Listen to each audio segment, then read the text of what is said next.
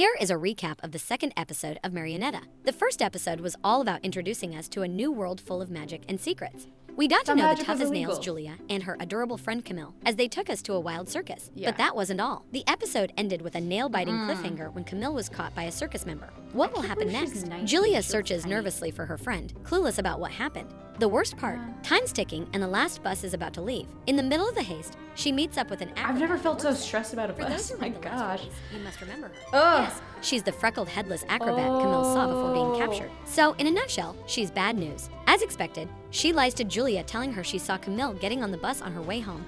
And our heroine leaves the circus feeling abandoned and disappointed. The next morning, Julia wakes up with a big yawn, rocking a grandma-style nightgown. And man, have you seen all the puppets in her room? I love how the author takes care of little details, like the picture of her and Kamille. Another awesome thing about Marionetta is the attention they pay to color. Each character has their own palette. For example, Julia has a dark and earthy color scheme, while Kamille has warm colors like orange. But I went off on a tangent about this. They're wearing the same thing. What do you mean? Wait. Each character has their own. You mean like her For example, bag? Julia has a dark and earthy color scheme, while Kamille has warm colors like orange. But I went off on a tangent about this and forgot the story again. My bad. Julia gets dressed and hurries to go downstairs. Before That means I'm gonna have to go on a tangent about it, but I don't even agree. Okay, that's whatever. leaving, she grabs Camille's birthday gift. She runs into her dad, who's getting ready for work, and they talk a little. Considering Julia's uptight personality, I wasn't surprised to see her dad's got a military vibe going on. We learned more about the Three Eyes. They're considered a superstitious community that believes in ghosts. I wouldn't be shocked if there's some truth to their beliefs. But for now, they're still mentioned as a possible threat to be avoided. Overall, this is a wholesome father and daughter scene. The apple doesn't fall far from the tree, right? The bond between these two is something special. Dad's showing some real empathy here. Even if he's not a fan of the circus, he's still a solid dad and wants her to enjoy herself. Julia finishes her breakfast and leaves for work, all grumpy about the circus and Kamille standing her up. But even though she's trying to seem tough, she's still carrying Camille's birthday present with her. Come on, girl, you're as soft as a marshmallow. She shows what a good friend she is by pretending to be happy even though Kamille let her down the night before. The thing is, Kamille isn't anywhere to be found. Julia is confused and tries to find her childhood friend in a typical spot like the bus stop, the bus and work. By the way, the place she works at has a striking sign. We're in a seriously militarized society, and it's likely they're at war. Is this going to be important in the future? But moving on with the story, she eventually figures out what we already knew. Something must have happened. As soon as work is finished, Julia goes home, thinking about her friend. But before she can take action, she bumps into Camille's mom.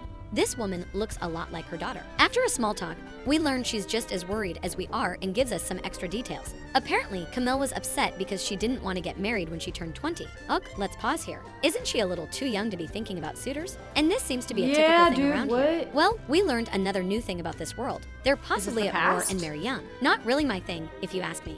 While the mom suspects her daughter has a lover. Okay, they're possibly at war and marry young. That's the conclusion about the world. Okay, I mean, I guess... Okay. That feels like such a half-baked, dare I say half-baked conclusion? I don't... Okay, well, it sounds like the past. Julia thinks that her friend is running away from this arranged marriage by joining the circus troupe. I mean, I don't know you, but I would do the same. I feel for Kamille. Now I'm like, run Kamille, run. Julia promises to bring her friend back and rides her bike as fast as she can following the circus carriage. Epic. This may not be the smartest move, but it's the bravest. I'll give her some brownie points for Are there no cars, any horses? Did anyone else get Howl's Moving Castle vibes from this scene? Knowing the author loves Studio Ghibli films, it's possible they took inspiration from it. The freckled acrobat and the strong man catch Julia riding her bike and screaming like a crazy person. I was so happy to finally know their names, Dottie and Bob. And yeah, Dottie and Bob see that Julia's going straight for a cliff. Wait, why is her head back on her head? Wait, what? Her head is back on her body. I don't understand. Wait, did I miss something? I'll have to go back. In just this one scene, I'd already get how different they are. Bob's getting flustered, but Dottie stays calm and in control. Just when we thought this couldn't get crazier, Julia falls off her bike and could get crushed. She looks so little compared to the circus carriage. And I just realized she's been carrying Camille's present all along. She's the most loyal friend in the world. Nobody would question that. We had hope until the very end. The story's main characters always survive, right? Well, no. Shit just got real. The author just went there and killed Julia. What a perfect cliffhanger. Do you want to know what happens next? Check out Marionetta on Webtoons, and don't forget to like and subscribe. Okay, so is the story not about the best friends anymore? That's what I thought, but they just literally... Okay, that's bold. I points for killing off the main character in the second episode. Oh, well, maybe that means that it's not the main character. But either way, that was very dramatic. Did not expect that. Damn, that makes me feel like they were like plotting. What if that's what it is? What if they're trying to get Julia, and because of that, like they encapsulated Kamille, and because isn't Julia the one in the opening? I don't even wait. Also, what happened to the headless lady? I'm so confused. I'm going back. Yeah, what? In the middle of the haste, she meets up with an acrobat that works there. For those who read the last release, you must remember her. Yes, she's the freckled headless acrobat is Kamille this saw just before being magic? captured. So, in a nutshell, she's bad news. As expected, she lies to Julia, telling her she saw Kamille getting on the bus on her way home. Ooh, she's shady. Okay, so I guess that's just a trick, the head thing. Okay, cool. Yeah, this keeps taking turns that I'm not expecting, and I'm not sure how I feel about it. I definitely like the kill. I'm a big fan of going far like that, like killing off the main character. That's pretty cool.